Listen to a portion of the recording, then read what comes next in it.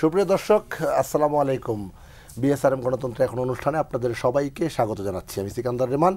চলমান রাজনীতির বিষয়ে কথা বলবো আজকে, বিশেষ করে আগামী জাতীয় সংসদ নির্বাচন নিয়ে কথা বলতে চাই। প্রতিনিয়ত আমরা সংসদ নির্বাচন নিয়ে রাজনৈতিক নেতাদের বক্তব্য শুনি। আজ শুনছি যে নির্বাচন নিয়ে ষড়যন্ত্র হচ্ছে, নির্বাচন পেছানো নিয়ে ষড়যন্ত্র হচ্ছে। এই মুহূর্তে জাতীয় পার্টি বলছে যে জাতীয় পার্টি ছাড়া, আওয়ামী লীগ ছাড়া নির্বাচন নাকি হবে না, সেটি জাতীয় পার্টির পক্ষ থেকে বলা হচ্ছে, দলটির চেয়ারম্যান বলছে। এবং আগামী জাতীয় সংসদ নির্বাচন নিয়ে সোশ্যাল মিডিয়াও কিন্তু নানা ধরনের গুজব গুঞ্জন হচ্ছে, সে বিষয়ে আমরা বিস্তারিত আলোচনা করব। একই সঙ্গে জামাত ইসলামীর আমির ক্ষমা চেয়েছেন, বলা যাচ্ছে যে বলেছে এর আগেও তারা ক্ষমা চেয়েছেন, বারবার ক্ষমা চাচ্ছে। ক্ষমা চাওয়ার বিষয়টা আসলে কি, সে বিষয়ে কথা বলতে চাই। একই সঙ্গে যে চলমান রাজনীতি চলছে, রাজনীতিবিদদের কাছ থেকে, তাদের মুখ থেকে শুনবো আসলে বাংলাদেশের রাজনীতি আসলে কোন পথে। চারজন অতিথি আমার সঙ্গে রয়েছেন, আমি পরিচয় করিয়ে দিচ্ছি।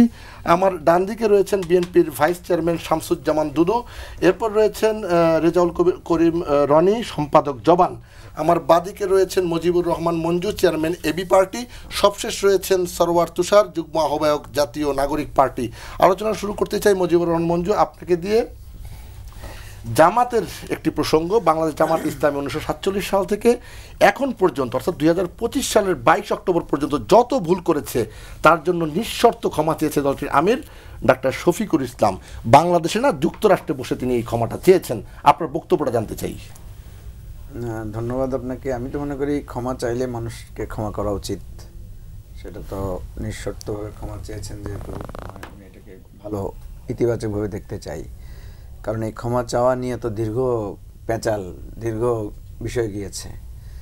যতবারই বলা হয়েছে ক্ষমা চাওয়ার ব্যাপারে, ওনারা বলেছেন আমরা তো কোনো অপরাধ করিনি, ক্ষমা চাইবো কেন।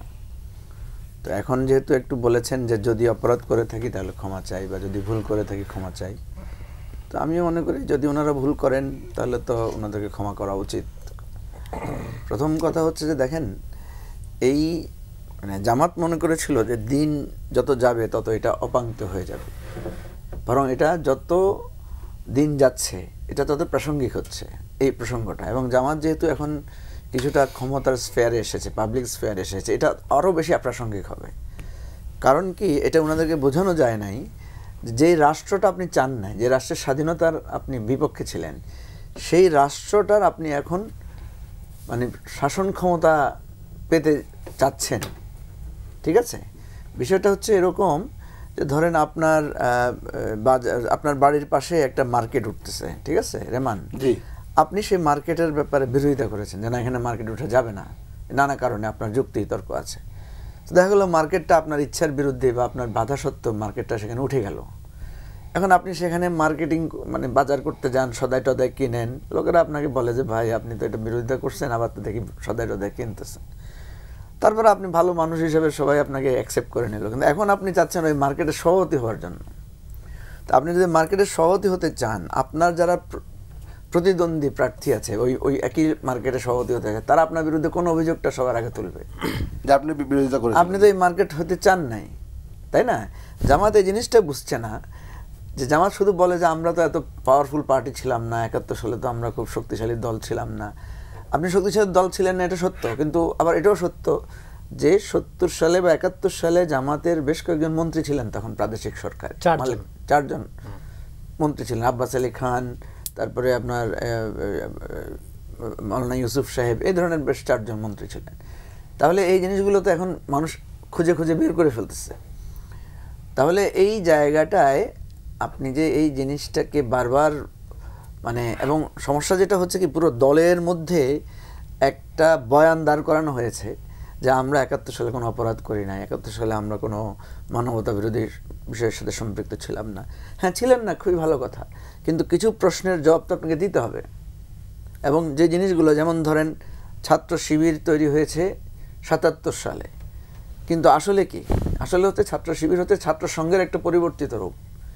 তাহলে এখানে কেন লুকোচুরি, এই ইতিহাসটা কেন তা মানে ভুলিয়ে রাখা হয়েছে? সরাসরি বললেই তো হয় যে এটা ছাত্র সংঘ থেকে 77 সনে এই নামটা পরিবর্তন। আসলে এখানে একটু প্রশ্ন, আসলে এই প্রশ্নটা হয়তো আমি যদি না করি দর্শকরা হয়তো ভাববে যে এই প্রশ্নটা আপনাকে কেন করা হচ্ছে না। এই যে কথাগুলো আপনি বলছেন, এটা কি এখন এবি পার্টির চেয়ারম্যান হিসেবে বলছেন, নাকি যখন আপনি শিবিরের সংগঠনে ছিলেন তখন এই প্রশ্নগুলো আপনার মনে ছিল? না, এই প্রশ্নগুলো ছিল বলেই তো আমি তুলেছি, এবং তুলেছি বলেই তো আমি বহিষ্কার হয়েছি।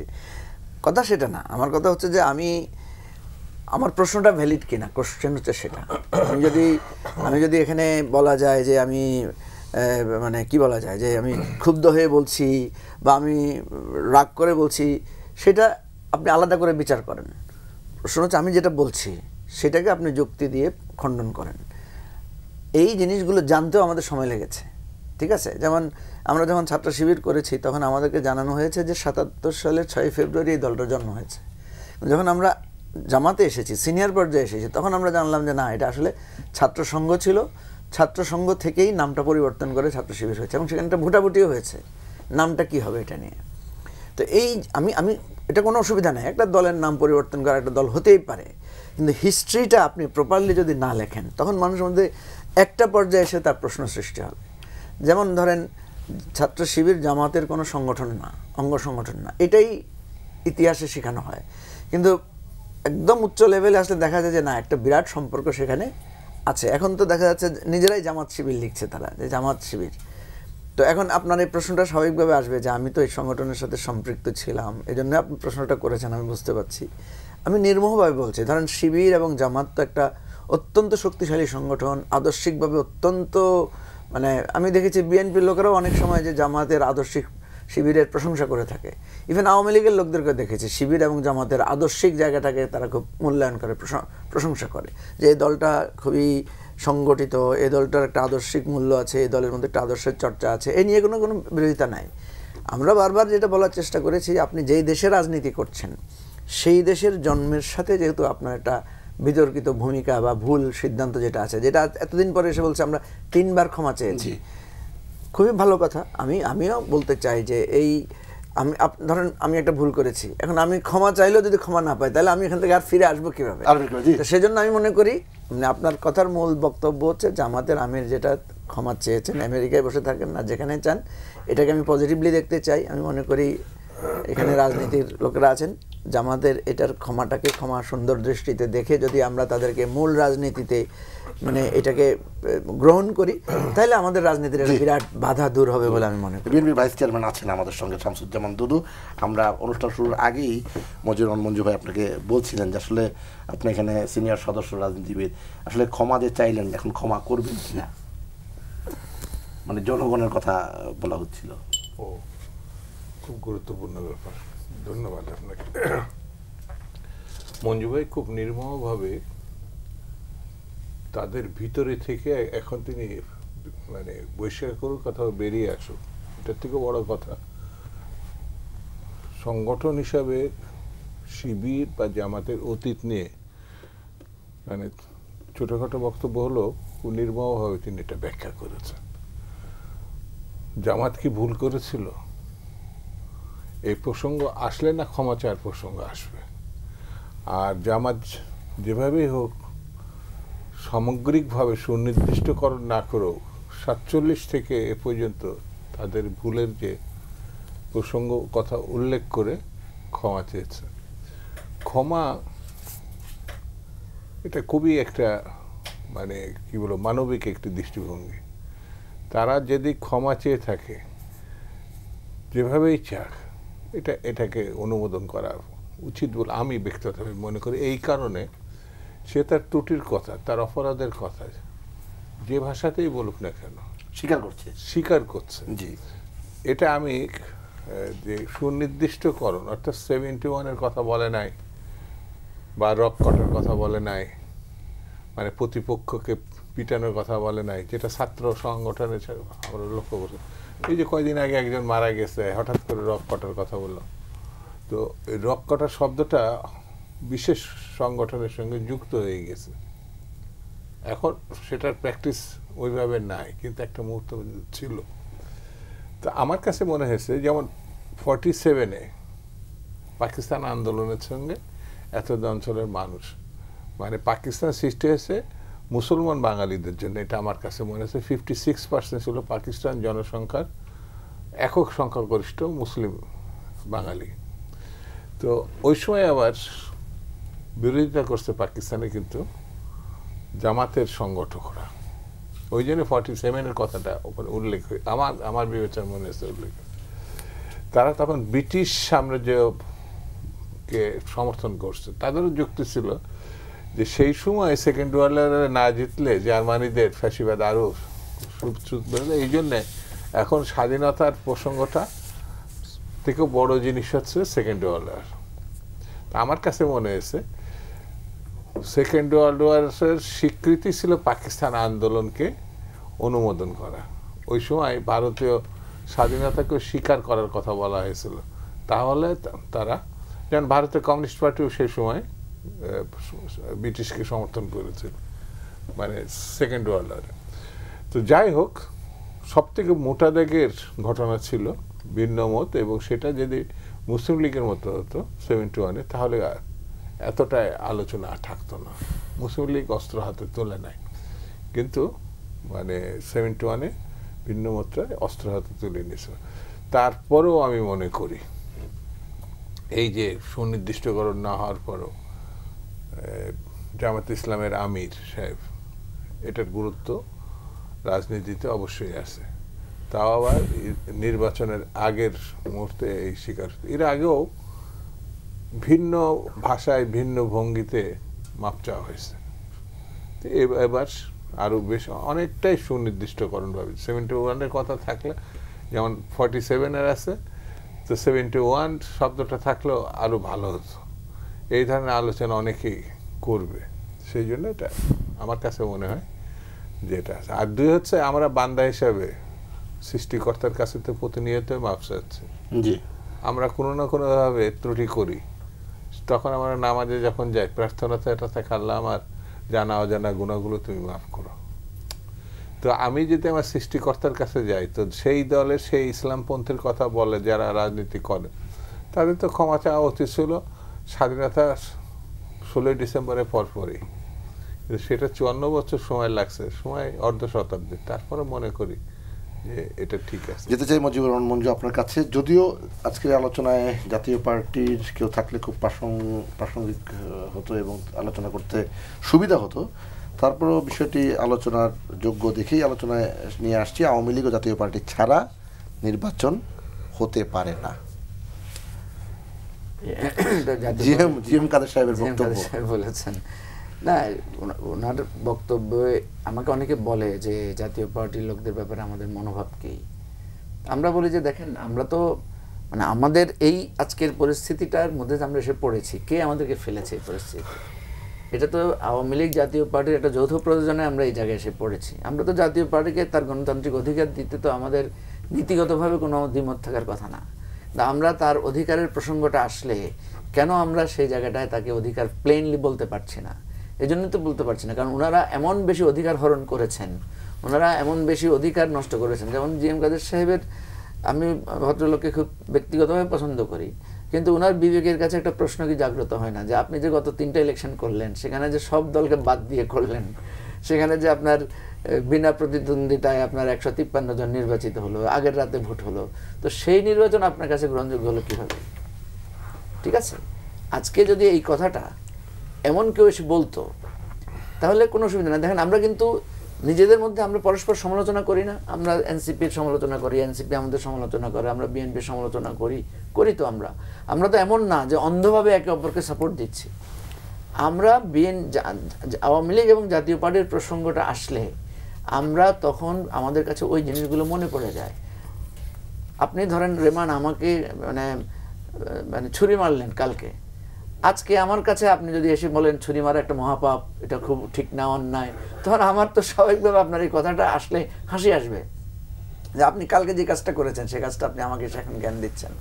আমি তো বলছি ইন প্রিন্সিপাল আমরা সকল রাজনৈতিক দলকে নিয়ে নির্বাচন করতে চাই, কোনো রাজনৈতিক দলে নির্বাচনের বাইরে থাকবে না, কিন্তু সেটা রাজনৈতিক দল হইতে হবে। তো আওয়ামী লীগকে কোন বিবেচনায় আপনি রাজনৈতিক দল বলবেন? আর আওয়ামী লীগকে সাপোর্টকারী, অন্ধভাবে সাপোর্ট করা জাতীয় পার্টিকে আপনি কীভাবে একটা সুষ্ঠু রাজনৈতিক দল বলবেন? যারা এত অন্যায় অত্যাচারের পরেও, দেখেন আমি বারবার এই উদাহরণটা দেই যে আজকে যদি শেখ হাসিনার সরকার বহাল থাকতো, আমরা সবাই নানাভাবে নির্যাতিত, নিপীড়িত এবং নিশ্চিহ্ন হয়ে যেতে পারতাম, কিন্তু জাতীয় পার্টি তো বহাল তবিয়ত থাকতো এবং জ্ঞান দিয়ে বেড়াতো আমাদেরকে যে এই তোমরা কি আন্দোলন করছো, দেখছো আমরা কত প্র্যাগমেটিক, এটাই তো বলতো আমাদেরকে। এবং দেখেন যে জিএম কাদের সাহেব সেই দৃশ্যগুলো এখনো তো খুঁজলে পাওয়া যাবে। উনি এসে বললেন কি ভারতের অনুমতি ছাড়া উনি কথা বলতে পারবেন না। একটা মানুষ, একটা রাজনীতিবিদ কখনোই কথা বলতে পারে মানে এত প্রকাশ্যে নিজের অন্য দেশের প্রতি তার দাসত্বের কথা বলতে পারে না তো। তো সুতরাং আমি যেটা বারবারও বলি যে জাতীয় পার্টি আওয়ামী লীগকে নিয়ে ইলেকশনে আসলে, তাদেরকে ইলেকশনে আপনি সুযোগ দিলে তারা ইলেকশনে মুভ করতে পারবে না তো।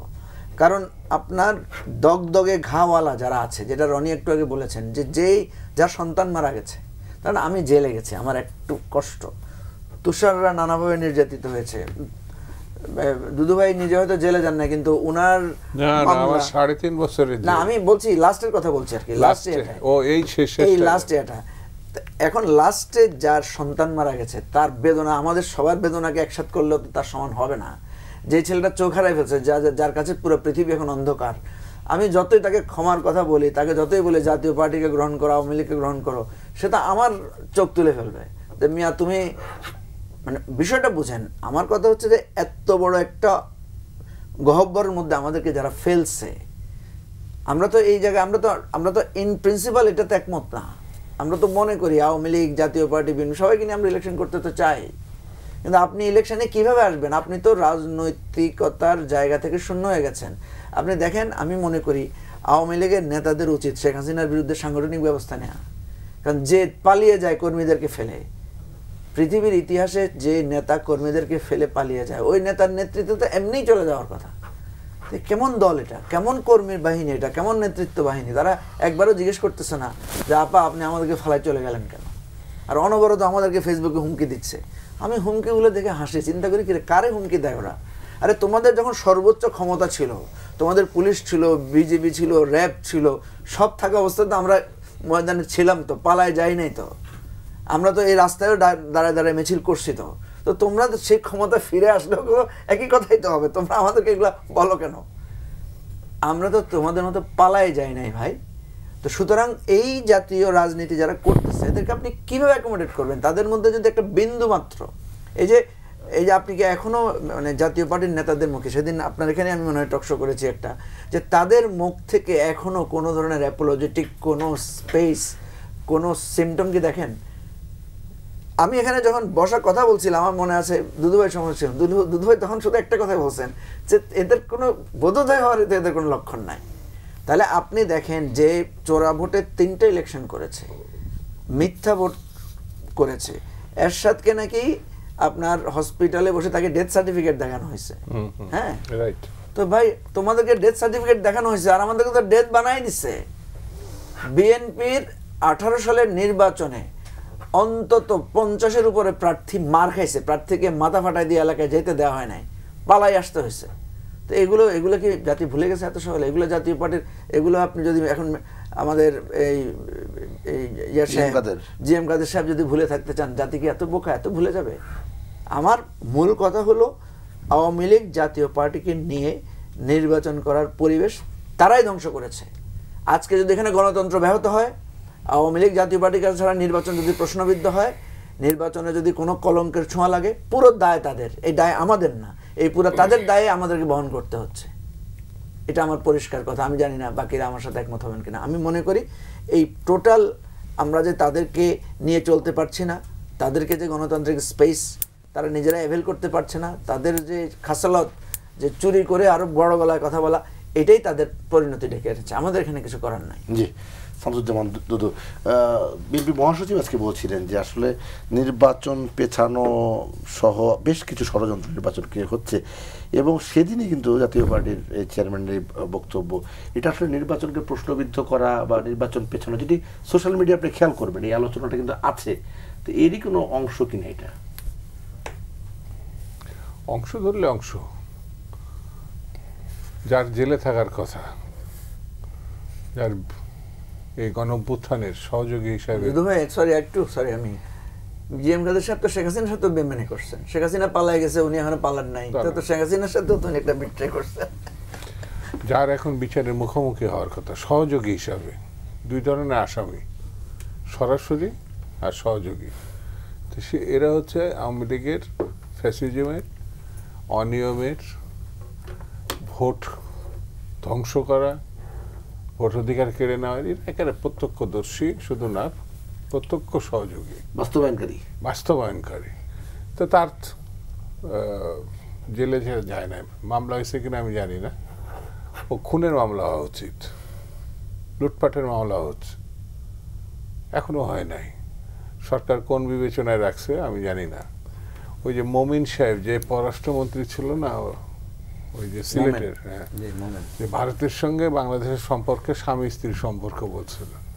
এখন আমার হঠাৎ করে মনে হলো আওয়ামী লীগের সঙ্গে জাতীয় পার্টির সম্পর্কটা স্বামী স্ত্রীর।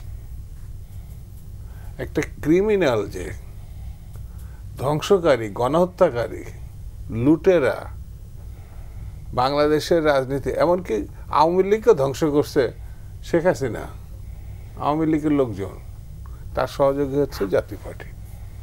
এখন সেই জাতীয় পার্টির প্রধানই বোধহয় তিনি, তো হ্যাঁ, তার নিয়ে না আসলে মানে নির্বাচন সফল হবে না। তার নিয়ে নির্বাচন করলে তো অসফল হবে। ফ্যাসিস্ট তো, খুনি তো, এরা খুনি সহযোগী।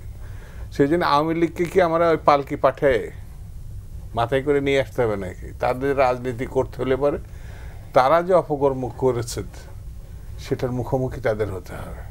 আপনারা যখন বিচার চাচ্ছেন, আপনারা বলছেন সহযোগী, তখন তারা কিন্তু এই বক্তব্যগুলো দিচ্ছে যে বর্তমান সরকারই তো নিরপেক্ষ না, তাদের পদত্যাগ করে নতুন অন্তর্বর্তীকালীন বা নতুন তত্ত্বাবধায়ক সরকার দিতে হবে। এবং কিছু কিছু দল বুঝিয়েছে যে আপনারা সহ যে দলগুলি আছেন এখন লাইমলাইটে, তাদেরকে জেতানোর জন্য, সুবিধা দেওয়ার জন্য নানা ধরনের পদক্ষেপ নেওয়া হচ্ছে।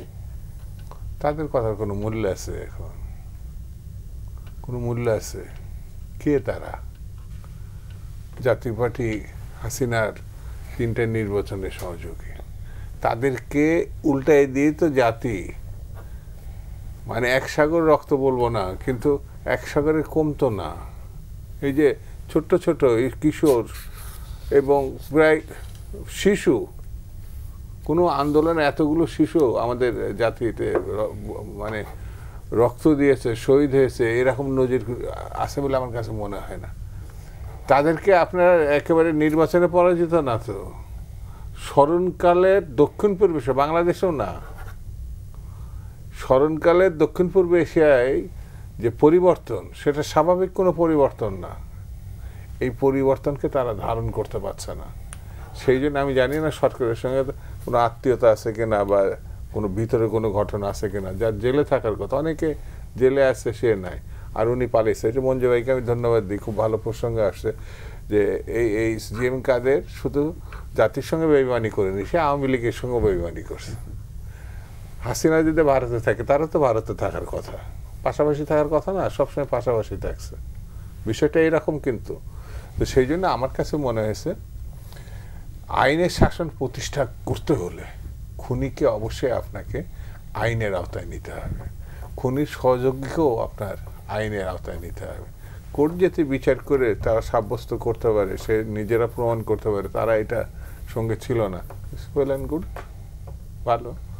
কিন্তু তারা যেটা মানে জাতিকে নসিহত করছে, জ্ঞান দান করছে, এই জ্ঞানে তাদের কোনো প্রয়োজন নাই। এরকম মানে জঘন্য প্রকৃতির কার্যক্রম এর আগে অতীতে কোনো রাজনৈতিক দল করছে আমার কাছে জানা নেই। 71-এর মুক্তিযুদ্ধের সময় যে ঘটনা জামাত করেছিল তার দায় কিন্তু তাকে এখনো বহন করতে হচ্ছে 54 বছরে এসেও। মাপ চাওয়ার পরেও কিন্তু মাপ করবো কি করবো না, এই ধরনের বক্তব্য নানানভাবে সামনে আসছে। কেন? 71-এর প্রশ্নে আসছে না? ব্রিটিশের আমরা কি ছাড়ছি? ব্রিটিশ আমাদের এই ভূখণ্ডের প্রতি অত্যাচার করছে, সে ব্রিটিশ তো গেছে গা অনেক দিন আগে। তারপরেও তাকে কিন্তু জাতি ভোলে নাই যে এরাই নৃশংস ছিল, এরাই লুটপাটকারী ছিল। সেই জন্য ইতিহাসে যারা অপকর্ম করে থাকে তারা এত সহজে পার পাবে এটা আমি মনে করি না। সরকারের উচিত হচ্ছে অনতিবিলম্বে এই বিষয়গুলো সিরিয়াসলি দেখা। ইলেকশন করবে কি করবে না, একটা অপরাধীকে আমি কিভাবে দেখব, সেটা তো তার উপরে বিশ্লেষণ করি তো তার আজকে এখানে আসবে। জিএম কাদের হচ্ছে বাংলাদেশের ভাবমূর্তি নষ্ট করছে, গণতন্ত্র নষ্ট করছে, এমনকি আমি বলবো মুক্তিযুদ্ধে অর্জিত যে গণতন্ত্র স্বাধীনতা সেটারও ধ্বংস প্রক্রিয়ায় তার হাত আছে, সেই হাসিনাকে সহযোগিতা করার কারণে। হাসিনা যা করেছে কোনো অংশে উনি তার থেকে কম দায়ী না। এত ভালো মানুষ সাজার কোনো সুযোগ নেই। এই জন্য আমার কাছে মনে হয় তার আইনের হেফাজতে নেওয়া উচিত। জি, এনসিপি কি মনে করছে সালাওয়াত তুষারের কাছে জানবো। অংশগ্রহণমূলক নির্বাচনের প্রসঙ্গে কিন্তু এই বিষয়গুলো সামনে আসছে। বলা হচ্ছে জাতীয় পার্টি যে নিবন্ধিত রাজনৈতিক দল এখনো নিষিদ্ধ হয় নাই, তারা প্রকাশ্যে সভা সমাবেশ করবে, রাজনৈতিক অধিকার পালন করবে, নির্বাচনে অংশগ্রহণ করবে, তাদের বক্তব্য তারা দেবে। সমস্যাটা কোথায়? সমস্যার বিষয়ে শামসুজ্জামান দুদু এবং মজিবুর রহমান মঞ্জু বলছিলেন, আপনাদের বক্তব্যটা আসলে কি? মানে তারা নিবন্ধিত দল, এটা একটা টেকনিক্যাল বিষয়, কিন্তু এই সময়ের যে স্পিরিট, এটা যদি আমরা আমলে নেই তাহলে তাদেরকে সহকারে কোনো অংশগ্রহণমূলক নির্বাচন হতে পারে না। মানে তারাই অংশগ্রহণমূলক নির্বাচনের ক্ষেত্রে সবচেয়ে বাধা। কেন? খুব প্র্যাকটিক্যাল জিনিস আছে। তারা যেভাবে 24-এর কোলাবোরেটর হিসেবে নিজেদেরকে রেখেছে, মানে আমি তো মনে করি যে জাতীয় পার্টি এটা বাংলাদেশের রাজনীতিতে সবসময় একটা বিস্ফোরা ছিল। এই বিস্ফোরাটা ওই 90-এর স্বৈরাচার পতনের সাথে সাথেই গেলে ফেলা উচিত ছিল, সেটা আমরা করতে পারি নাই। এই কারণে এখনও পর্যন্ত আমাদেরকে এই ব্যাগেজ বয়ে বেড়াতে হচ্ছে। এখন তারা 24-এর গণঅভ্যুত্থানে তাদের যে মানে এর আগে বাংলাদেশের গণতন্ত্র ধ্বংস করার, তাদের আপনি বলতে পারবেন জাতীয় পার্টির বাংলাদেশের গণতন্ত্রের কোনো ভূমিকা আছে? কখনো ভূমিকা ছিল না, বরং গণতন্ত্র ধ্বংসে তাদের ভূমিকা আছে। এবং সর্বশেষ এই হাসিনা পতনের পরে জিএম কাদের বলেছেন যে আর্মি শুড টেক ওভার। তারা এখানে আর্মির মানে শাসন নিয়ে আসতে চেয়েছেন, যেখানে বাংলাদেশে একটা গণঅভ্যুত্থান হয়েছে। এখনও তারা আওয়ামী লীগের পক্ষে প্রকাশ্যে বলছে। আমি মনে করি যে এটা শুধু তাদের রাজনৈতিক অবস্থান সেটা না, এটা তারা কোথাও থেকে নির্দেশপ্রাপ্ত। যেটা তারা 24-এর সময় এসে বলেছে যে আমরা ভারতের সাথে কথা বলে এসেছি, কিন্তু কী কথা হয়েছে বলা যাবে না তাদের অনুমতি ছাড়া। তো তারা তো এই ধরনের দল। আপনি ভারতে তো কোনো পাকিস্তানপন্থী দল অ্যালাউ করবে না ভারত, মানে পাকিস্তানের সাথে সরাসরি সংশ্লিষ্ট আছে এরকম কোনো দলকে ভারতকে অ্যালাউ করবে না। পাকিস্তান কি ভারতের সাথে সরাসরি সংশ্লিষ্ট আছে এমন কোনো দল বা কোনো গোষ্ঠীকে অ্যালাউ করবে না। কিন্তু আপনি আমাদের দেশে আমরা কি ভারতের সাথে যারা বলে যে তারা ভারত থেকে নির্দেশপ্রাপ্ত হয়ে এসেছে, আদেশপ্রাপ্ত হয়ে এসেছে এবং ভারতের হুকুম তারা তামিল করতে বাধ্য, এটাকে কি আর আমরা বাংলাদেশের রাজনৈতিক দল বলতে পারবো? বলার সুযোগ নাই। তারা ফলে তাদেরকে নিয়ে আপনার কোনো রাজনীতি মানে কোনো নির্বাচন হতে পারে এটা আমরা বিশ্বাস করি না। আমাদের কাছে আমরা তো এমনিতে ধরেন পুলিশ, জনপ্রশাসন, তাদের অনেক সমালোচনা আমরা করি বা করেছি অতীতে। তারা আমাদের সাথে বিভিন্ন সময় বলার চেষ্টা করেছে, দেখেন আপনারা যদি এই প্রশ্নগুলো সেটেল না করেন, তখন তাদেরকে যদি আপনারা ইলেকশনে আনেন তখন কি ঘটবে? তখন ইলেকশনের একটা পার্টি হিসেবে আমার তাকে লেভেল প্লেইং ফিল্ডের স্বার্থে প্রোটেকশন দিতে হবে। অন দ্য আদার হ্যান্ড বাংলাদেশের জনগণের এবং ফ্যাসিবাদ বিরোধী সমস্ত রাজনৈতিক দল যারা আওয়ামী দুঃশাসনের ভিকটিম, তাদের তো ন্যায্য ক্ষোভ আছে জাতীয় পার্টির উপর। ফলে তারা তখন প্রতিরোধ করতে চাইবে। তখন কি পরিস্থিতি দাঁড়াবে? পুলিশ এই ফ্যাসিবাদী এবং ফ্যাসিবাদীদের দোষরের অংশ হয়ে জনগণের বিরুদ্ধে দাঁড়ানো ছাড়া তো পুলিশের আর কোনো অপশন থাকবে না, কারণ সে একটা ইলেকশনের পার্টি। এই জন্য আমরা মনে করি এই সমস্ত প্রশ্নে আমাদের কোনো ধরনের মানে যাকে বলে আপোষ কিংবা এটাকে বাইপাস করার কোনো সুযোগ নেই। আপনাকে এই প্রশ্নগুলো সেটেল করে আসতে হবে। তারা নিবন্ধিত দল কি দল না, এগুলো খুব টেকনিক্যাল ব্যাপার, কিন্তু তাদেরকে আগামী নির্বাচনে অংশ নিতে দেওয়ার কোনো সুযোগ নাই। এই যে তারা বলে যে বিএনপির দিকে একটা ডিলেমা, মানে বিএনপির মধ্যে একটা ডিলেমা সৃষ্টি করতে চায় যে ওই হায়দার পাটোয়ারি উনি বলেছেন যে বিএনপির এখন উচিত গণতন্ত্রের স্বার্থে আমাদেরকে হায়দার পাটোয়ারি। হ্যাঁ, তা আপনারা করলেন না কেন? তিনটা নির্বাচন যে এখানে বাংলাদেশের সমস্ত রাজনৈতিক দল ছাড়া অংশগ্রহণমূলক একটা নির্বাচনও হলো না, এই 14, 18 এবং 24-এ, তখন আপনারা কি ভূমিকা নিয়েছিলেন? তখন তো আপনারা বলেন নাই যে বিএনপিকে ছাড়া নির্বাচন হবে না বাংলাদেশে। এখন আপনারা বলতেছেন, এবং এটা কিন্তু একটা থ্রেট। সরকারের উচিত তাদের বিরুদ্ধে মানে শক্ত অবস্থান নেওয়া, যে তারা থ্রেট দিচ্ছে যে বাংলাদেশে একটা গৃহযুদ্ধ হবে, যদি তাদেরকে ছাড়া নির্বাচন হলে গৃহযুদ্ধ হবে। এটা তো একটা আপনি আগাম গৃহযুদ্ধের মানে হুঙ্কার দিচ্ছেন। বাংলাদেশে গণ অভ্যুত্থানের বিজয়ী রাজনৈতিক দলগুলো এই ভাষায় কথা বলার সাহস এখনো করে না। যে যদি আমরা আমাদের মুখে এটা শুনেছেন বা কোনো রাজনৈতিক দলের মুখে আমরা এটা বলি যে তাদের রাজনীতির অধিকার নাই, এই ঘরের মধ্যে যারা আছে তাদের নিয়ে আমরা গণতান্ত্রিক স্পেস, রাজনৈতিক অধিকার তাদের জন্য।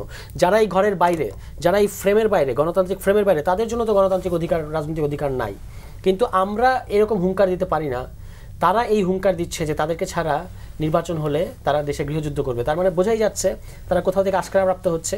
এবং তাদের এক শীর্ষ নেতা কিন্তু এরা পরিষ্কার প্রকাশ্যে বলেছেন যে আমরা আওয়ামী লীগের মধ্যে যারা ভালো তাদেরকে আমরা নমিনেশন দেব। তাহলে এইরকম একটা দলকে, যাদের এই পরিকল্পনা, যারা লুকাছাপা করছে না, তাদেরকে আমরা কেন সুযোগ দেব? সুযোগ দেওয়ার কোনো মানে সুযোগ নেই। বরং তাদের গত 10 বছরের রাজনৈতিক যে ভূমিকা, এই যে তারা সরকারের উপদেষ্টা, মানে গত আওয়ামী লীগ সরকারের উপদেষ্টাও ছিল, আবার বিরোধী দলেও মানে এক ধরনের গৃহপালিত বিরোধী দল ছিল, আবার সরকারের সাথেও মন্ত্রণালয় ছিল, মন্ত্রীও ছিল। ঠিক আছে, এই যে সরকারি সুবিধা পেয়েছে তারা এবং অন্যান্য সকল রাজনৈতিক দলকে এই সুবিধাগুলো থেকে বঞ্চিত করা হয়েছে, এটার তো তারা পার্ট। ফলে তাদেরকে তো এখন কাঠগড়ায় দাঁড়াইতে হবে। এবং আমি মনে করি যে আওয়ামী লীগের বিরুদ্ধে যেমন দল হিসেবে বিচার হচ্ছে, বাংলাদেশে তারা 80-র দশকে তারা যে স্বৈরাচার উপহার দিচ্ছে বাংলাদেশকে সেই জন্য, এবং গত 10 বছর তাদের যে ভূমিকা ছিল এই জন্য, এই দুটো কারণে তাদেরও দল হিসেবে বিচার হওয়া উচিত জাতীয় পার্টির। এবং এইবারই সুযোগ আমি মনে করি যে তাদেরকে ঝেড়ে ফেলা উচিত রাজনীতি থেকে। মানে এই গণতান্ত্রিক ফ্রেমের মধ্যে তারা নাই, তারা আছি অভিনয় করলে হবে না। তারা আসলে এই গণতন্ত্র, তাদের অন্যান্য সোশ্যাল রাইটস, কালচারাল রাইটস, নাগরিক হিসেবে অন্যান্য যে অধিকার সেগুলো থাকবে, কিন্তু পলিটিক্যাল পার্টি হিসেবে কোনো অধিকার তারা মানে আসলে চাইতে পারে না। এটা যে তারা চাচ্ছে, এটাই হচ্ছে আমাদের যে নমনীয়তা এবং আমাদের যে এই সমস্ত প্রশ্নে অস্পষ্টতা, গণ-অভ্যুত্থান বা এই ধরনের বড় বড় মানে ঘটনার পরে ওই সংশ্লিষ্ট দেশগুলো গণ অভ্যুত্থানের সঙ্গে যুক্ত দলগুলি কি এখানে কোনো মত পার্থক্য আছে কিনা? অস্পষ্টতা আছে। আপনি যেমন ধরুন বিএনপিকে যদি জিজ্ঞেস করেন, বিএনপি এ ব্যাপারে কোনো অবস্থান স্পষ্ট করবে বললেন তো শামসুজ্জামান ভাই বলেছেন, অবশ্যই উই রেসপেক্ট দ্যাট। এরকম বিএনপির অনেক ইন্ডিভিজুয়ালি পড়ে, কিন্তু বিএনপি দল হিসেবে অবস্থান স্পষ্ট করে না। আওয়ামী লীগের ওই যে কার্যক্রম নিষিদ্ধের সময় আমাদের মনে আছে, তখন কিন্তু বিএনপি এর ব্যাপারে ফার্ম পজিশন নেয় নাই, কিন্তু যখন এটা সরকার মানে কার্যক্রম নিষিদ্ধ করলো তখন তারা বললো আমরা আগেই চিঠি দিয়েছি সরকারকে। তো সবচেয়ে বড় রাজনৈতিক দল হিসেবে বাংলাদেশের বিএনপির তো আমাদের সাথে ঘর সংসার করতে হবে, আমাদের যে এই যে এতগুলো রাজনৈতিক দল আছে। কিন্তু বিএনপি যদি এই সব বিষয়ে তারা ফার্ম পজিশন না নেয়, তাহলে কিন্তু অন্যান্য দলের জন্য ডিফিকাল্ট হয়ে যায়। আপনি দেখেছেন জাতীয় পার্টির জন্য এখানে গণ অধিকার পরিষদের মতো তরুণদের একটা দল, তো তারাও তো এখানে একটা গুরুত্বপূর্ণ স্টেক হোল্ডার বাংলাদেশের। তাদের উপর কীভাবে হামলা করা হয়েছে আজকে পর্যন্ত এটার কোনো বিচার হয়নি। কি একটা তদন্ত কমিটি না কি করলো সরকার, কিন্তু এবং আপনি খেয়াল করে দেখেন, আপনি যদি দৃশ্যটা ভালো করে ভাবেন, এটা আমার কাছে এখন আনবিলিভেবল লাগে। এই গণ অভ্যুত্থানের পরে একটা গণ অভ্যুত্থানের পার্ট একটা দলের অফিসে গিয়ে সেই অফিসের ভেতরে গিয়ে তাদেরকে মেরে আসা হয়েছে এবং তাদের প্রধানকে বাঁশ দিয়ে খুঁচিয়ে যেভাবে মেরে প্রায় তাকে মৃত্যুর মুখে ঠেলে দেওয়া হয়েছে। নুরুল হকের সাথে আমাদের অন্য অনেক সমালোচনা, অন্য অনেক ঝগড়া আছে, থাকবে, সেটা অন্য প্রশ্ন। কিন্তু এইটা যে করার সাহস করা হয়েছে জাতীয় পার্টির জন্য, এটাই তো একটা তাজ্জব ব্যাপার। এবং এটাকে বলা হয়েছে যে এটা হলো মব, তারা নাকি মব কন্ট্রোল করেছে। একটা পলিটিক্যাল অ্যাক্টিভিটিসকে তারা মব আখ্যায়িত করা হয়েছে বাংলাদেশে। হ্যাঁ, এটা আমরা কেউ কিন্তু সেভাবে প্রতিবাদ করি নাই, এবং না করার ফলাফল হচ্ছে আজকে জাতীয় পার্টির এই আস্ফালন। এই আস্ফালন যদি তারা আজকে করে, কালকে এটার মাত্রা আরও বাড়বে এবং আরও বাড়বে, এবং তারপর পরবর্তীতে তারা দেখা যাবে যে কবে দাবি করে বসে আমাদেরই বিচার করবে, তারা এই দাবিও করে বসতে পারে।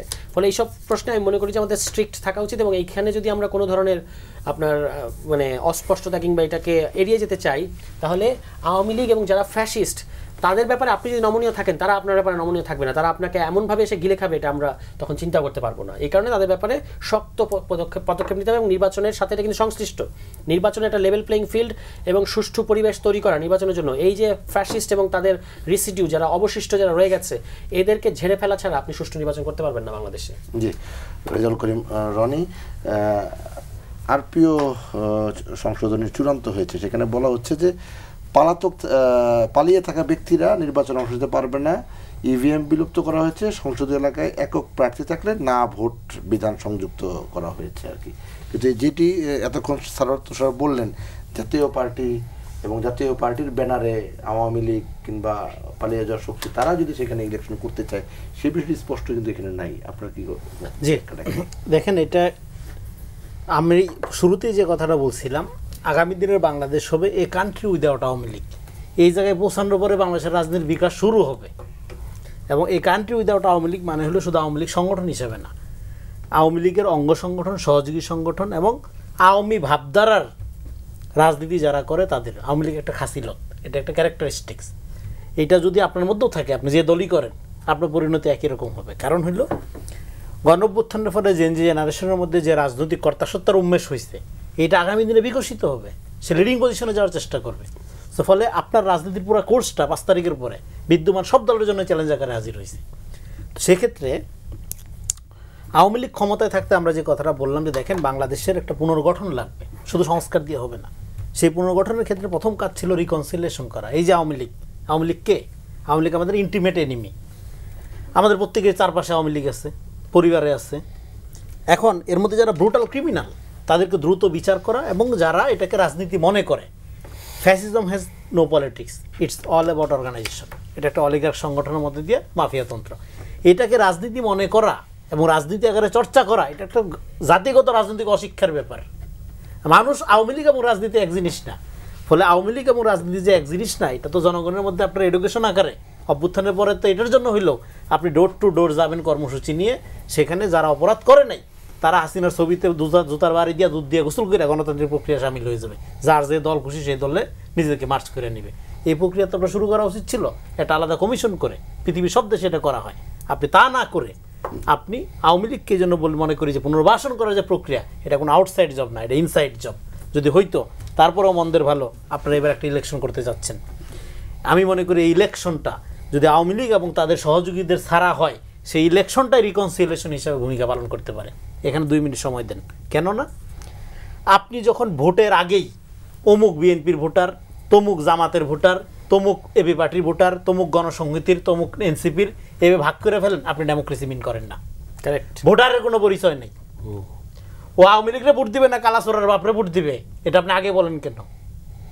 আওয়ামী লীগের ভোটার আপনি কোথায় পেলেন? জাতীয় পার্টির ভোটার আপনি কোথায় পেলেন? ওর আলাদা ইলেকশনে থাকতে হবে। Voter is there. সংগঠন হিসেবে এগুলো অপরাধী। এখানে গণ অভ্যুত্থান আসছে, তো আপনি আগে আওয়ামী লীগের ভোটার, জাতীয় পার্টির ভোটার এগুলো ভাগ করে চিন্তা করেন কেন ইলেকশনের ব্যাপারে? পার্টিসিপেটরি ইলেকশন তো দল দেওয়া হয় না, ভোটার দেওয়া হয়, জনগণ দেওয়া হয়। এই সংগঠন, এই জন্য একজন আপনার আওয়ামীপন্থী এক সাংবাদিক বলছিল যে ভোটার চাচ্ছে হইলো গরুর মাংস, আপনি 5 পদের মাছ আইনে হাজির করছেন। আরে ভাই, গরুর মাংস তোর খাইতে হবে কেন? এটা অস্বাস্থ্যকর জিনিস, বেশি খেলে সমস্যা হয়। তুই মহিষের মাংস খা।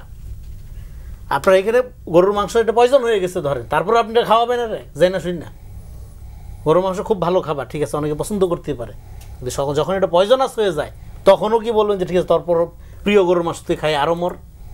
তা আওয়ামী লীগের এরকম একটা ফ্যাসিস্টিক অর্গানাইজেশন, ফ্যাসিবাদের কোনো রাজনীতি থাকে না। এই জিনিস আসলেই দেশে আওয়ামী লীগ যখন বলে ফিরে আসবো, কীভাবে ফিরে আসবো? ফুলের মালা দিয়া ভয়ঙ্কর রূপে ফিরে আসবো।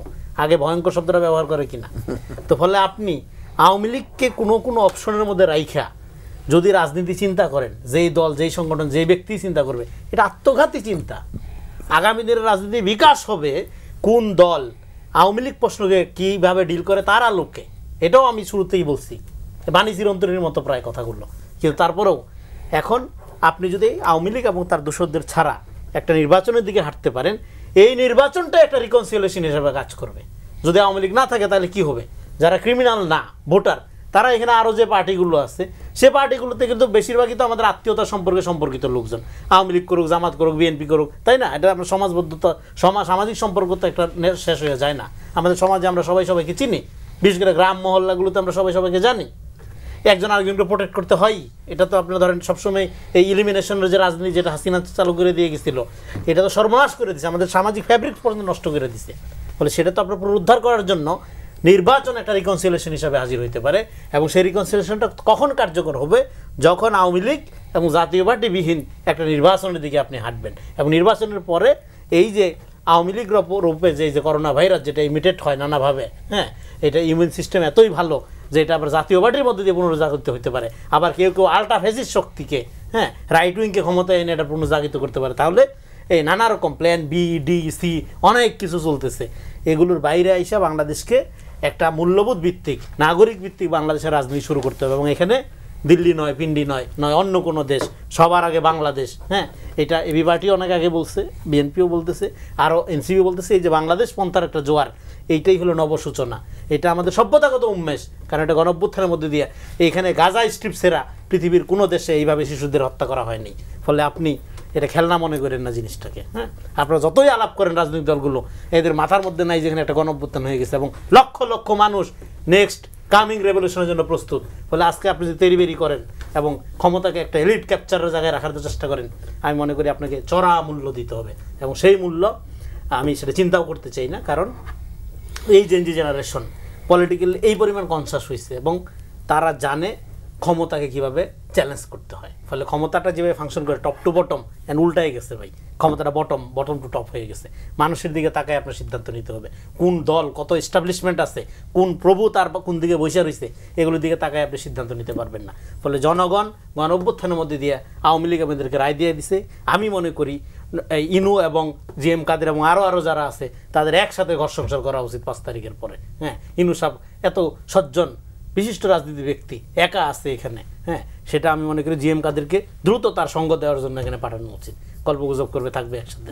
হ্যাঁ, তারা একসাথে সুখ দুঃখের রাজনীতি করছে না, এত বড় দল জোটে ছিল। তো ফলে আমি মনে করি এই ইনু সাহেবের দুঃখ দূর করার জন্য জিএম কাদেরকে দ্রুত ভিত্তিতে, হ্যাঁ, এটা আইনিভাবে বিরহ যন্ত্রণা মানে এটা দূর করার জন্য খুব জরুরি এটা। এবং আরও যারা আছে, আর আপনি যেটা বলেন নির্বাচনের ক্ষেত্রে ডেফিনেটলি এই তুষার এখানে যে আলোচনাটা উঠলো, ধরেন একটা ক্রিমিনাল, তাকে আপনি নির্বাচনের সুযোগ দিলেন, সেখানে গণঅভ্যুত্থানের শক্তি আছে না, ও তো পিটায় মেরে ফেলবে। তো আপনি নির্বাচন করবেন নাকি আপনি যুদ্ধ থামাবেন, মারামারি থামাবেন? নির্বাচন যদি আপনি সুষ্ঠু করতে চান, সমস্ত রকম ক্রিমিনালকে আগে তো আপনার পরিষ্কার করতে হবে মাঠ থেকে। আর একটা বললাম যে বাংলাদেশের রাজনীতি বিকাশ শুরু হবে a country without Awami League, এই জায়গায় যাওয়ার পরে, এটা তো আজকে বলতেছি না, এটা 23 সালে 27 ফেব্রুয়ারি লিখছি আমরা, আমি একটা ডেট উল্লেখ করে বললাম, কারণ এটা কোনো রাজনীতি না।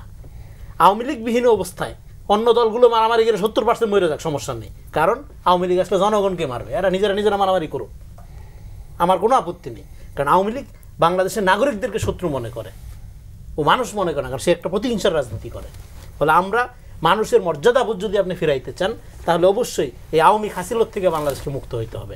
এই জন্য অন্য রাজনৈতিক দলগুলোর জন্য এটা একটা এডুকেশন লেসন, যে এই ধরনের ইডিওসেন্ট্রিক এবং অনুভূতি নির্ভর মুসলিম জাতীয়তাবাদের বা ইসলামী সেন্টিমেন্টের নামে মুসলিম সেন্টিমেন্ট, 71-এর সেন্টিমেন্ট, এই সেন্টিমেন্ট নির্ভর রাজনীতি না, রাজনীতিটা হবে অধিকার ভিত্তিক, নাগরিক ভিত্তিক রাজনীতির প্রস্তাবনা 5 তারিখে জেনজি জেনারেশন এইভাবেই হাজির করছে যে আমরা রাষ্ট্রের কাছে আমরা কোনো রাজনৈতিক দলকে বড় করে দেখতেছি না, প্রাধান্য পাবো আমি নাগরিক হিসাবে, আমার মর্যাদা প্রাধান্য পাবে, এইটাই এখনকার আকাঙ্ক্ষা। এইটা পূরণ করার ক্ষেত্রে যে রাজনৈতিক দল যত বেশি অ্যাগ্রেসিভ হবে, যত বেশি গঠনমূলক হবে, আগামী দিনে তার ক্ষমতাই টেকসই হবে। জি, মঞ্জুর, নির্বাচন বিষয়ে কথা হচ্ছে এবং নির্বাচন যতই ঘনিয়ে আসছে ততই কিন্তু এই বিষয়গুলো সামনে আসছে।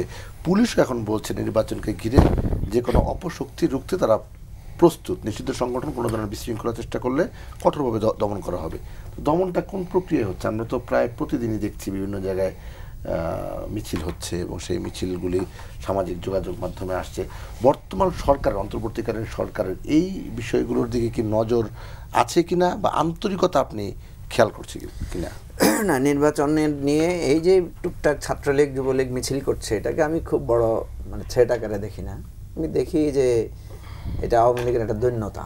আওয়ামী লীগের মতো একটা দল মানে মুখে মাস্ক বেঁধে ওই ভোরবেলা বা ভোর রাত্রে একটা মিছিল করে, আপনি দেখবেন সবার সামনে একটা মোবাইল ধরা থাকে, মিছিল যারা করে তারা ওই ছবিটা তুলে হয়তো এটার একটা টাকা পে স্লিপ পাঠানো হয় যে আমি ছিলাম। এটা আমরা অতীতে বিভিন্ন দলের মধ্যে দেখেছি। কিন্তু এইটা মানে আওয়ামী লীগের এই অবক্ষয় দেখে একটু মানে খারাপ লাগার কথা, যে এটাকে আমি খুব থ্রেট হিসেবে দেখি না। আমি থ্রেট হিসেবে যেটা দেখি ইলেকশনে, সেটা দেখি যে আমরা যারা আজকে রাজনীতির মাঠে, ভোটের মাঠে আছি, তাদের আপনি দেখবেন, আমি দেখলাম যে বিএনপি এবং জামাত প্রধান উপদেষ্টার সাথে দেখা করেছেন, সেখানে ওনাদের বিতর্কের বিষয় ছিল কার সচিব কতটা, কার সচিব নাই, কোন ডিসিতে কাকে নিয়োগ দিবে, পুলিশে কার দলের কত আছে। এবং আরও অবাক হলাম যে বিএনপি দাবি তুলেছে যে ইসলামিক ব্যাংকের লোকদেরকে প্রিসাইডিং অফিসার হিসেবে নিয়োগ দেওয়া যাবে না। ইবনে সিনারো দেখেন, গত বছর আমার মনে আছে বা এর আগের ইলেকশনে মনে আছে যে বিএনপি ইসলামিক ব্যাংকের লোকেরা যেখানে প্রিসাইডিং অফিসার ছিল, বিএনপি সেখানে কমফোর্টেবল ছিল, ঠিক আছে। তখন ছিল একটা লাইন, মানে আওয়ামী লীগ ভার্সেস অল ছিল এক ক্যাটাগরিতে। এবং দেখবেন যে প্রায় 1,500 মানে পদবঞ্চিত যারা সচিবালয়ে অ্যাপ্লাই করেছে, যে তাদেরকে নানাভাবে হেনস্থা করা হয়েছে, তাদের প্রমোশন দেওয়া হয় নাই, তাদেরকে চাকরিচ্যুত করা হয়েছে, এরা অ্যাজ এ হোল আওয়ামী লীগের কাছে এনিমি হিসেবে চিত্রিত হয়েছে। মানে কে বিএনপি কে জামাত, ইভেন বিএনপির কোনো মন্ত্রীর বা এমপির পিএস ছিল এরকম কোনো অফিসার, তাকে পর্যন্ত চাকরিচ্যুত করা হয়েছে। অদ্ভুত ব্যাপার হচ্ছে, এদেরকে যখন রিইনস্টিগেট করা হয়েছে প্রায় 700 বা 750 অফিসারকে, এখন ওনারা একে অপরের দিকে আঙুল তুলছেন। বিএনপি লোকেরা বলছে এ জামাত, জামাতের লোকেরা বলছে এ বিএনপি। অর্থাৎ আমি ইলেকশনের থ্রেডটা দেখি এই যে ওনারা একটা গণ অভ্যুত্থানের অঙ্গীকার অভিপ্রায়কে বাদ দিয়ে ক্ষমতা যাওয়ার জন্য সবাই চাচ্ছে নিজের পছন্দসই অফিসার দায়িত্বে থাকুক। আমাদের দেশে একটা রোগ আছে, আমাদের দুদু হয়তো ইলেকশন করেন, আমরা কেউ ইলেকশন করি নাই, রনি তো করেন না ইলেকশন, আমি তো রাজনীতি করি, দল করি না, রাজনীতি করি। তো এখন কথা হচ্ছে ইলেকশন করলে সবাই চায় যে এসপিটা আমার পছন্দসই হোক, ওসিটা আমার পছন্দসই হোক, ডিসি বা টিএনওটা আমার পছন্দসই হোক। এই প্রবণতা এখনো বিএনপি এবং জামাতের মধ্যে আমরা এটা দেখতে পাচ্ছি, ঠিক আছে। কেউ কেউ বলে যে এনসিপির মধ্যেও নাকি এরকম প্রবণতা কিছুটা ট্রান্সফর্ম হচ্ছে। কথা হলো যে আমরা কোন ইলেকশন দেখতে চেয়েছিলাম? আমরা শেখ হাসিনার ওই দখলদারিত্বের ইলেকশনের বাদ দিয়ে এমন একটা যে চেয়েছিলাম যে এবারের ইলেকশন তো আসলে আগের ইলেকশনের মতো হবে না, এবার ইলেকশন হবে 70-এর বা 90-এর ইলেকশনের মতো, ঠিক আছে, উৎসবমুখর না, উৎসবমুখরের চাইতো। তখন ছিল রাজনৈতিক নির্বাচন, যেটা আমি আজকে দেখলাম যে রাষ্ট্র সংস্কার আন্দোলনের হাসনাত কায়েম সাহেব খুব সুন্দরভাবে বলেছেন, হাসনাত কায়েম বলেছেন, উনি বলেছেন যে এবারের ইলেকশনে প্রাধান্য পাবে রাষ্ট্র, দেশ, মার্কা বা ব্যক্তি প্রাধান্য পাওয়ার কথা না। এবারের ইলেকশনের মূল প্রতিপাদ্য হবে জুলাই সনদ, যে এই জুলাই সনদের মাধ্যমে আমরা একটা নতুন রাষ্ট্র চাই। এটা এক ধরনের রেফারেন্ডাম টাইপের ইলেকশন হবে, ঠিক আছে? এবং আমরা মনে করি, আমরা আজকে একটা চিন্তাও করেছি এরকম, যে আগামী নির্বাচনের মানে মানে বিভক্তি হবে দুইভাবে, ঠিক আছে? যেমন আপনি দেখবেন ওই যে ইয়াতে রেফারেন্ডাম হয়েছে ব্রিটেনে, যে কারা আইরিশরা কারা মানে ওরা স্বায়ত্তশাসন চায় কিনা বা ওদেরকে আলাদা করা হবে কিনা এটার ভিত্তিতে। ঠিক এবারের নির্বাচনটা হবে যে নতুন রাজনীতি ভার্সেস পুরাতন রাজনীতি, এটাই হওয়ার কথা। তো এই জন্য আপনি যে প্রশ্নটা করেছেন যে নির্বাচনে আমরা ভয় পাচ্ছি, বিএনপি এবং জামাতের মধ্যে যে যুদ্ধংদেহী ভাব এখনই শুরু হয়েছে, এখনই তাদের মধ্যে যে অসহিষ্ণু পরিস্থিতি, এই ইলেকশনে যদি সেই মানে দখলদারিত্বের ইলেকশন হয়, মারামারির ইলেকশন হয়, কে কারকে হারাবে, এবং দেখেন বিএনপি বলছে জামাত ছাড়া আর সবাইকে নিয়ে আমরা জোট করতে আগ্রহী। এই প্রপোজিশন কিসের ভিত্তিতে দাঁড়াচ্ছে? আর জামাত বলতেছে যে আমি মানে শুধু ইসলামিক দল না, আমি ইনক্লুসিভ আরও অন্যান্য দলকেও জোটে নিতে চাই, 100 সিট ছেড়ে দিব প্রয়োজনে। দেখেন the mode of the offer, পাওয়ারে যাওয়ার offer, mode of the offer হচ্ছে যে আমি বিএনপিকে হারানোর জন্য আরও যার যার সাথে জোট করা দরকার আমি করব, ঠিক আছে? এবং বিএনপি বলতেছে জামাতরা ছাড়া আর জানি না, অথচ বিএনপি এই জামাতকে নিয়ে 15 বছর রাজনীতি করেছে। আমি বুঝাতে চাচ্ছি অভিমুখটা হচ্ছে ক্ষমতা, অভিমুখটা হচ্ছে আমার কাউকে এর দরকার না, আমি পাওয়ারে যাব। এটাই তো আমাদের চর্চা হয়েছে এতদিনের রাজনীতি। আমরা চাচ্ছি এই রাজনীতিটাকে ফিরে আসতে।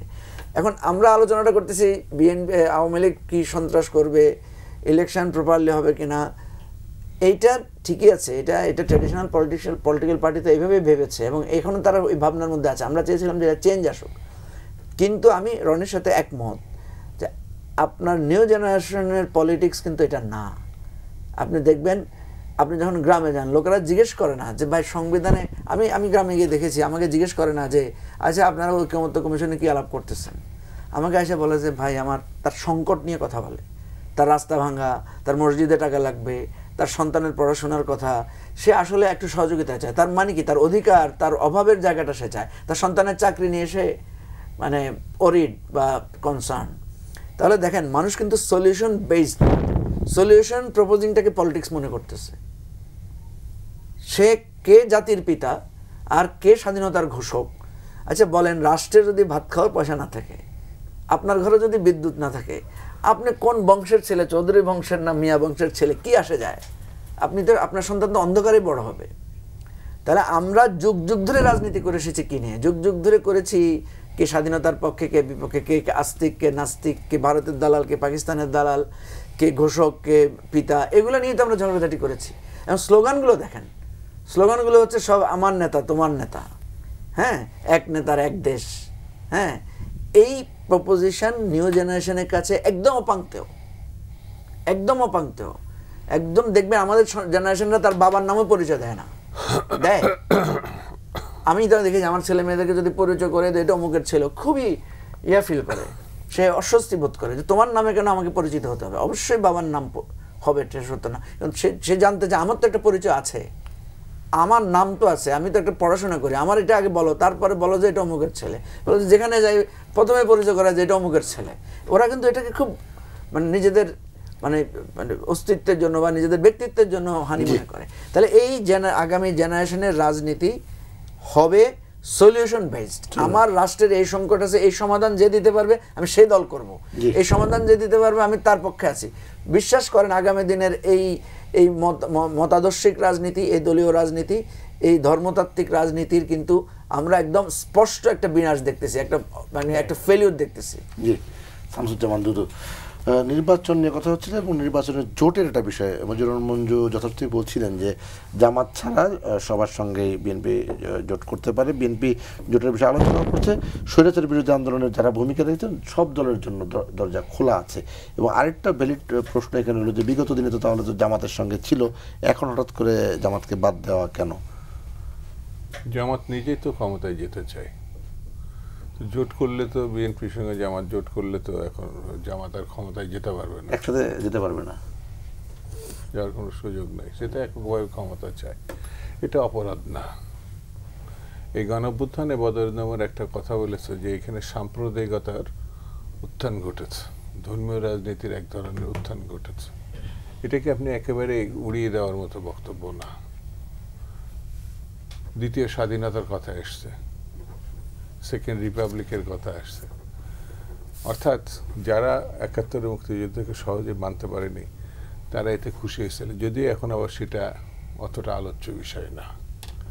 তো রাজনীতিতে যখন ভোট হয়, ভোটে সব দলই, ছোট দলও তারও একটা কৌশল থাকে যাতে তারও কিছু পার্লামেন্টের প্রতিনিধিত্ব থাকে। কিভাবে থাকবে এটা তারা ভাবে, যদি জোট করে কারোর সঙ্গে কোনো দলের, বড় দলের সঙ্গে যদি যেতে পারে এবং কিছু প্রার্থী মানে আসে, খারাপ কি? জি, খারাপ তো না।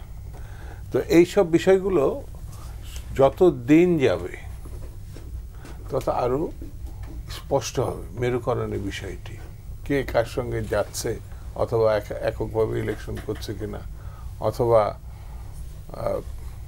কি দাঁড়াবে।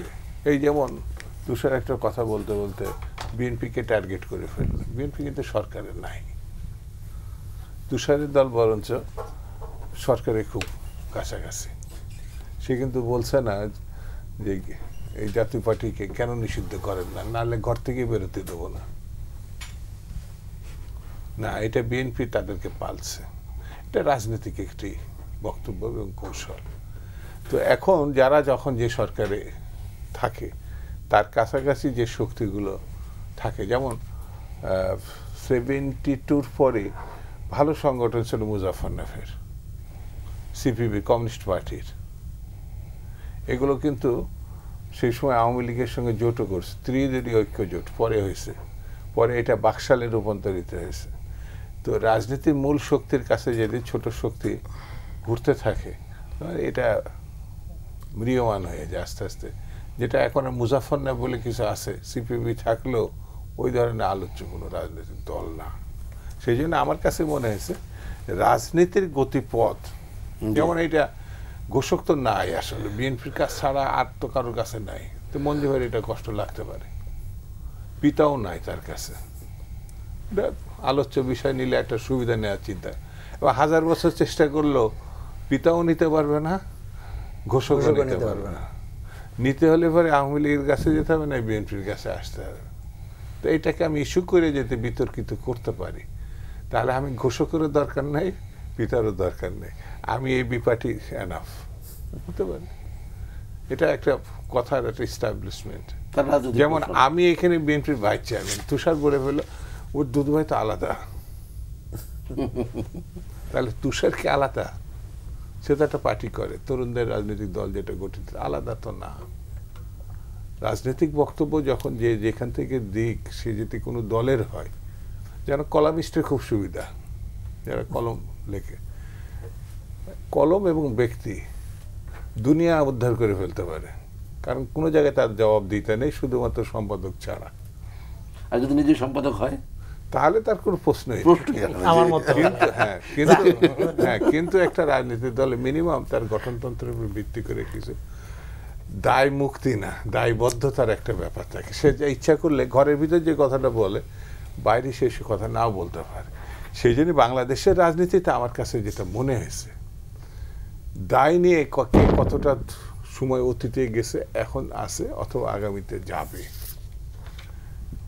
আলটিমেট এটা নির্বাচনমুখী একটি রাজনীতিতে নিয়ে যেতে হবে, গণতান্ত্রিক প্রক্রিয়া। এখানে কেউই বিপ্লবী রাজনীতি, আমার দেখা মতে যে কমিউনিস্ট পার্টিগুলো ছিল এখনো তারা অস্তিত্ব বিলীন, যারা সশস্ত্র বা প্রকাশ্য। এমনকি ওয়েস্ট বেঙ্গলে আমার যতদূর মনে হয় যে যেটা কি কমিউনিস্ট পার্টির যেটা কি একটা জোট ছিল না, সেই জোটের একটা সদস্য বোধহয় পার্লামেন্টে নেই, মমতাই এখন বোধহয়, এবং তার দলভুক্ত যারা আছে জাতীয় পার্টি, কি বলে বিজেপি বা অন্যান্য দল। রাজনীতির বিবর্তনে অনেক কিছুই এখন, যেমন ভারত ধর্মান্ধ গোষ্ঠী বলতে যা বোঝায় সেটা বিজেপি। অ্যাটলিস্ট আমি ভারতের থেকে বাংলাদেশে অনেক গণতান্ত্রিক প্রক্রিয়া এগিয়ে আছে, যেটা ভারত আমাদেরকে সবক দেয়। ভারতের মতো দেশ একটি ধর্মান্ধ গোষ্ঠী বা দল কয়টা 2 টার্ম বোধহয় শাসন করছে, আরো আগে শাসন করছে, কিন্তু বাংলাদেশের এখনো পর্যন্ত কোন রকম মানে ধর্মভিত্তিক কোনো রাজনীতি দল এককভাবে শাসন করে নাই। তো স্বাভাবিক কারণে আমার শেষ করি, বাংলাদেশ অনেক গণতান্ত্রিক, বাংলাদেশ অনেক সাহসী, বাংলাদেশ অনেক প্রোগ্রেসিভ। সেই জন্যে বাংলাদেশের নিয়ে আলোচনা হতে পারে, সমালোচনাও হতে পারে, কিন্তু সর্ববিচারে দক্ষিণ পূর্ব এশিয়ার মধ্যে একমাত্র বাংলাদেশই এখনো পর্যন্ত গণতন্ত্র এবং স্বাধীনতা মাথায় করে দাঁড়িয়ে আছে। অনুষ্ঠান শেষ পর্যায়ে সারোয়ার তুষার আপনার কাছেই আসতে চাই, এনসিপি আসলে কাদের সাথে, মানে কোন জোটে যাচ্ছে? না, এটা তো এখন আমরা চূড়ান্ত না বা এরকম জোটে যেতেই হবে ব্যাপারটা তা না। যদিও এবারে নির্বাচনটা হবে, কেউই একা নির্বাচন করবে না বলে মনে হচ্ছে। বিএনপি বা জামায়াত ইসলাম তারা বড় দল, তারাও কিন্তু একা নির্বাচন করবে না, হয় জোট বা সমঝোতা কিছু একটা হবে। অনেক গুঞ্জন প্রতিদিনই পত্রিকায় আমরা শুনতে পাই। আনুষ্ঠানিকভাবে কারোর সাথে আমরা এখনো পর্যন্ত কথা বলিনি। আমরা বলেছি এই মাসের মধ্যে আমাদের অন্তত বেশ কিছু আসন যেখানে আমরা কাজ করেছি এবং একটা অবস্থান তৈরি করেছি, সেই আসনগুলোতে আমরা আমাদের প্রার্থী ডিক্লেয়ার করব এই মাসের মধ্যে, এই মাসের শেষের দিকে। তারপরে আরও কথা আগাবে এবং আমরা সার্বিক দিক বিবেচনা করে আমাদের রাজনৈতিক অর্জন অক্ষুণ্ণ থাকবে এমন কোনো জোটেই আমরা যাব। তবে সেই ক্ষেত্রে আমাদের এমন কোনো জোটের অংশ আমরা হতে চাই না বা এমন কোনো সমঝোতার অংশ আমরা হতে চাই না যেটাকে আমাদের জন্য পরবর্তীতে আমাদেরকে ভুগতে হবে, মানে সেটার কারণে ঘানি টানতে হবে। ঘানি টানার একটা ব্যাপার আছে না, সেটা মানে যেন না হয়। সবচেয়ে ভালো হয় আমরা যেটা চাচ্ছি যে বিএনপি এবং জামায়াত ইসলাম দুটো বড় দল এবং দুটো দ্বিদলীয় ব্লক, আমরা মনে করি বহুদলীয় গণতন্ত্রের জন্য এই দুই ব্লকের রাজনীতি যথেষ্ট না। মানে সমস্ত রাজনৈতিক দল কিন্তু ওই বিএনপি বা জামায়াত ইসলামের মধ্যে বিলীন হয়ে যায়। থার্ড একটা মধ্যমপন্থী গণতান্ত্রিক শক্তিগুলো যদি কোনো ব্লক হয় নির্বাচন কেন্দ্রিক, এটা সবচেয়ে ভালো হবে আমাদের জন্য। আমরা এই চেষ্টাও এখনও করছি, সেটা হয়তো সামনে আর একটু তফসিলের আগে আগে আরও পরিষ্কার হবে। জি, শেষ করতে চাই রেজাউল করিম রনি আপনাকে দিয়ে। আলোচনা তো অনেক হলো, নির্বাচন নিয়ে ষড়যন্ত্র, জাতীয় পার্টির অবস্থান, ভূমিকা এবং জামাতের মাফ চাওয়া নিয়ে আমরা শুরু করেছিলাম। আসলে দুদু ভাই যেটি বলছিলেন সেটাতে শেষ করতে চাই, আপনার হয়তো সেটাই জানতে চাই যে ইতিবাচক রাজনীতির ধারা যে প্রবর্তন হয়েছে, নিজেদের মধ্যে যেই ভুল বোঝাবুঝিগুলি আছে এগুলি আসলে অবসানের পথটা আসলে কি? পথ সহজ, হাসিনা যা করছে তার উল্টাটা করা। এবং বাংলাদেশের রাজনীতির বিকাশ হয় নাই, কারণ সবাই আওয়ামী লীগকে মাথায় রেখে রাজনীতি করতে চাইছে। বিএনপি কেন বিকশিত হয়নি? কারণ বিএনপি একটা লিবারাল ডেমোক্রেটিক পার্টি, তাকে ফাইট করতে হয়েছে 17টা বছর একটা ব্রুটাল ফ্যাসিস্ট শক্তির সাথে। এই জন্য বিএনপির বলতো না গান্ধীবাদী। আরে ভাই, বিএনপির তো ধরেন নেতাকর্মীরাও তার শক্তি না, নীরব ভোটার, জনগণই তার শক্তি। এই জন্য দেখবেন তারেক রহমান বলে যে আপনি যে এলাকায় মনের সুখে চাঁদাবাজি করতেছেন, আপনারা কিন্তু আমার পক্ষে টানা সম্ভব না। জনগণ যদি মুখ ফিরায় নেয়, আপনি যত বড় নেতাই হন, আমি আপনার সাথে নাই। তো ফলে এইবারের ইলেকশনটা বেসিক্যালি আপনার বাংলাদেশকে গণতান্ত্রিক পথে ফিরায় আনার একটা সম্মিলিত উদ্যোগের ইলেকশন। এখানে কেউ দলীয় স্বার্থের জায়গা থেকে যদি রাজনীতি করার চেষ্টা করেন, সে নেক্সট মানে পিরিয়ডে চ্যালেঞ্জের মুখে পড়বে।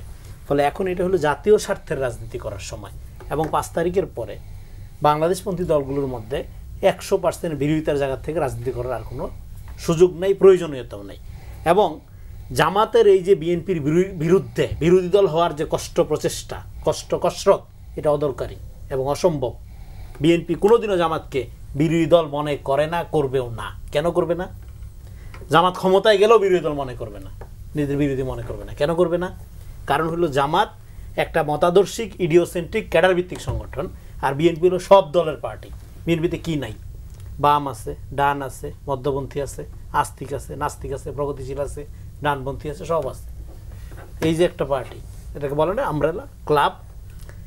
বাংলাদেশের রাজনীতির বিকাশের জন্য এরকম উদারপন্থা, মধ্যপন্থার রাজনীতি বিকশিত করতে হবে। এই জন্য আমি মনে করি জামাতের রাজনীতি, যেটা আগে বললাম যে জামাতের এই বিরোধিতা আওয়ামী লীগের স্টাইলে করলে হবে না, করলেও একটা আওয়ামী লীগই হয়ে উঠবে এন্ড অফ দ্য ডে। এবং জামাতকে আওয়ামী লীগই শক্তিশালী করে গেছে। ফলে জামাতকে ডেমোক্রেটিক একটা কোর্সের মধ্যে আনাটাও আমাদের দায়িত্ব, যারা রাজনৈতিক সমালোচনা। এই জন্যই আমরা সমালোচনা করি। আমরা এই কারণে সমালোচনা করি না যে আওয়ামী লীগের মতো আমরা জামাতকে ঘৃণা করি, ঘৃণার জায়গার থেকে আমরা দেখি না। আমরা দেখি গণতান্ত্রিক প্রজেকশনের জন্য যে রাজনৈতিক দলগুলো জরুরি হয়ে উঠতে পারে, তার প্রিন্সিপালসটা ঠিক করার জন্য আমরা কথাবার্তা বলি। সেদিক থেকে বাংলাদেশে আগামী দিনে প্রতিযোগিতার কাঠামোটা যদি মধ্যপন্থী হয়, তাহলে পুরা গণতান্ত্রিক বিকাশটাই স্মুথ হয়ে যাবে। এই জন্য আমরা সেইটা যে বাণী চিরন্তনী প্রথম বলছিলাম, আগামী দিনে রাষ্ট্র কেমন হবে? রাষ্ট্র হবে ভ্যালু বেজ ইডিওলজি থাকবে সমাজে। আপনার মতাদর্শ যতই সেরা হোক, আপনি যতই মেধাবী হন, সমাজে থাকেন, রাষ্ট্রকে কোনো ইডিওসেন্ট্রিক করে না। রাষ্ট্র হবে দল যার রাষ্ট্র সবার। অসংখ্য ধন্যবাদ রেজাউল করিম রনি, সেই সঙ্গে ধন্যবাদ সারোয়ার তুষার, মজির রহমান মঞ্জু এবং শামসুজ্জামান দুদু, আপনাদের চারজনকে ধন্যবাদ ও কৃতজ্ঞতা জানিয়ে আজকের অনুষ্ঠান এখানে শেষ করছি। সুপ্রিয় দর্শক, এতক্ষণ আপনারা যারা আমাদের সঙ্গে ছিলেন, বিএসআরএম গণতন্ত্র এখন অনুষ্ঠানটি দেখছিলেন, আপনাদেরকেও ধন্যবাদ ও কৃতজ্ঞতা জানিয়ে এখানে শেষ করছি। সবাই ভালো থাকবেন, সুস্থ থাকবেন, আল্লাহ হাফেজ।